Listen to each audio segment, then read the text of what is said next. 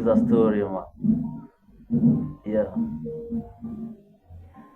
Nishikuwa na dem mjaka na alikuwa mfine. Alikuwa na character mob kama Terence Creative. Na type ilikuwa wale watu wa mili chebi. Every time nikimguza alikuwa anasema wololo. But alikuwa ananipenda juu. She used to say I'm a useful idiot. Sometimes ananiita king. Next akijama ananiita kaka. Alikuwanga mkali nakumbuka. But tukiwa shule alikuwa anachorewa graph na Jones. But hakuwa anapenda masomo furthermore. But alikuwa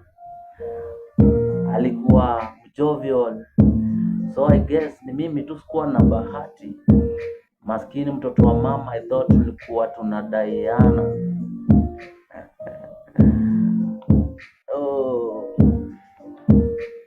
Yeah. Skiza. Alikuwa demu chiki kuruka.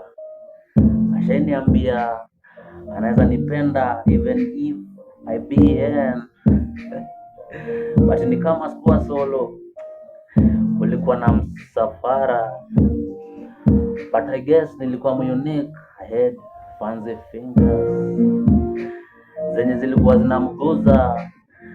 zinaguza soul kwanza.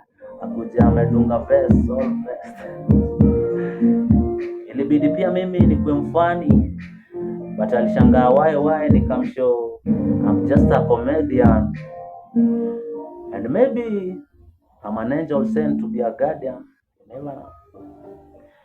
Nikampromise kila kitu. Nikamwambia kila siku, kila kitu itakuwa poa. I trust in Jah na bidii ya bidii. Kumbe hakuwa anataka promises. Alitaka vitu timeless, nimpe heaven no hell. Hakuwa anapenda sana burudani. Alikuwa anapenda kupigia nduru ndani. Alikuwa pia strict na finances, ungedhani ni CS wa treasury. But bado alikuwa badi. Alikuwa ananipe feeling kaya mother, tamu kama alua, mother karua. But si unajua ukiwa na mzazi mambo ni mseto.